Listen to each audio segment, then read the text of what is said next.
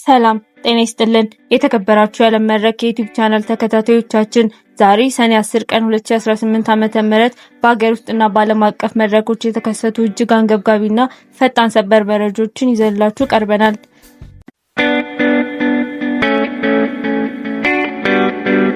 የዛሬ ዜናዎቻችን የሲቪል ሰርቪስ የደሞዝ ማሻሻያ ጥናትን በተመለከተ የወጣውን አዲስ መረጃ፣ የሀገር መከላከያ ሚኒስቴር የሰጠውን ዓለም አቀፍ መግለጫ፣ በሳውዲ አረቢያ የሀጅ ጉዞ ላይ የተመዘገበውን እጅግ ከፍተኛ የሙቀት ማዕበል እንዲሁም የአዲስ አበባ ከተማ ንግድ ቢሮ በህገወጥ ነጋዴዎች ላይ የወሰደውን ጠንካራ እርምጃ ያጠቃልላል። እስከ ዜናው ፍጻሜ ድረስ አብራችሁን እንድትቆዩ በአክብሮት እንጋብዛለን።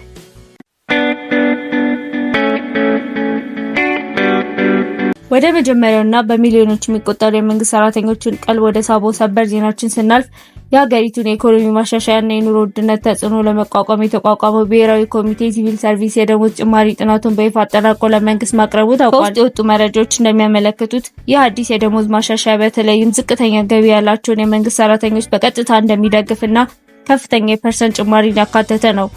የዋጋ ግሽበቱ በሰራተኛው ማህበረሰብ ላይ ያሳደረውን ከባድ ጫና ለመቀነስ ታስቦ የተዘጋጀው ይህ ጥናት በመጪዎቹ ሳምንታት ጸድቆ ይፋ እንደሚሆን ይጠበቃል።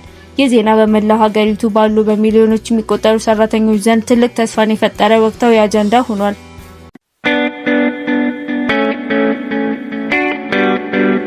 ወደ ሁለተኛው ሀገራዊ መረጃችን ስናልፍ የፌዴራል የሀገር መከላከያ ሚኒስቴር ዛሬ ማለዳ በሰጠው ይፋዊ መግለጫ አዳዲስ ወጣቶችን ወደ መደበኛው ሰራዊት ለመቀላቀል የሚያስችል አዲስ ሀገር አቀፍ የምልመላና የቅበላ መርሃ ግብር በተለያዩ ክልሎች በይፋ መጀመሩን አስታውቋል።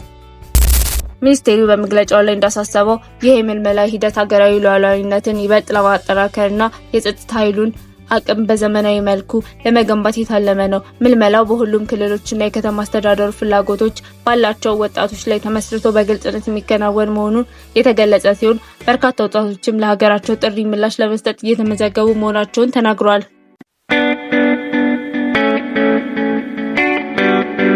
ወደ ዓለም አቀፍ መረጃዎቻችን ስናመራ በቅዱስ መካ የሀጅ ስነ ስርዓት ላይ የሚገኙ በሚሊዮን የሚቆጠሩ ሀጆች እጅግ አስከፊ በሆነ የሙቀት ማዕበል እየተፈተኑ መሆኑ ተመዝግቧል። እንደ ዓለም አቀፍ የሚዲያ ዘገባዎች መሰረት በዛሬው ዕለት በቅዱስ ስፍራው የተመዘገበው የሙቀት መጠን ከ50 ዲግሪ ሴልሺየስ በላይ አልፏል።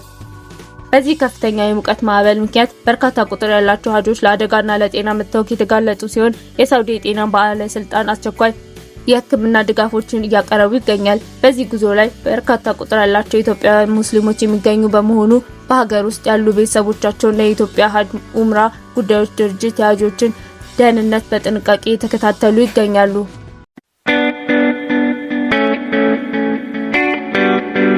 ወደ መዲናችን አዲስ አበባ የገበያ ሁኔታ ስናመራ የአዲስ አበባ ከተማ ንግድ ቢሮ አዲሱን የገበያ ሁኔታና የኮሪደር ልማትን ተገን በማድረግ በመሰረታዊ የፍጆታ እቃዎች ላይ ያለአግባብ ዋጋ በመጨመሩ ነጋዴዎች ላይ ጠንካራ እርምጃ መውሰድ መጀመሩን አስታውቋል። ቢሮው ዛሬ በሰጠው መግለጫ በከተማዋ በተደረገ ድንገተኛ የክትትል ስራ ምርቶችን ደብቀው በማስቀመጥ እና ዋጋን ያለአግባብ በመጨመር በተገኙ ከ300 በላይ ትላልቅ የጅምላ ነጋዴዎች ሱቅ ላይ የማሸግና የንግድ ፈቃድ የመሰረዝ እርምጃ መውሰዱን ይፋ አድርጓል። በተለይም በምግብ፣ በዘይት፣ በስኳርና በጤፍ ዋጋ ላይ የሚያደርጉ ህገወጥ ጭማሪዎችን ለመቆጣጠር ክትትሉን ተጠናክሮ እንደሚቀጥል ቢሮ አስመዝግቧል።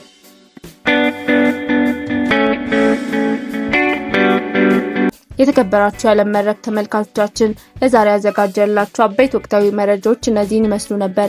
ቪዲዮን ከወደዳችሁት ላይክ ማድረጉን እንዳይረሱ። እንዲሁም በየቀኑ ፈጣን መረጃዎችን ለማግኘት ቻናላችንን አሁኑ ሰብስክራይብ በማድረግ የቤተሰባችን አባል ይሁኑ። ዛሬ ስለተሰማ የደሞዝ ማሻሻያ ጥናትና ስለ ገበያው ቁጥጥር እርምጃዎች ያላችሁን ሀሳብ ከታች በኮሜንት መስጫው ላይ አስፍሩልን። በሌላ አዲስ ቪዲዮ እስከምንገናኝ ድረስ ሰላም ቆዩ። ኢትዮጵያ ለዘላለም ትኖር።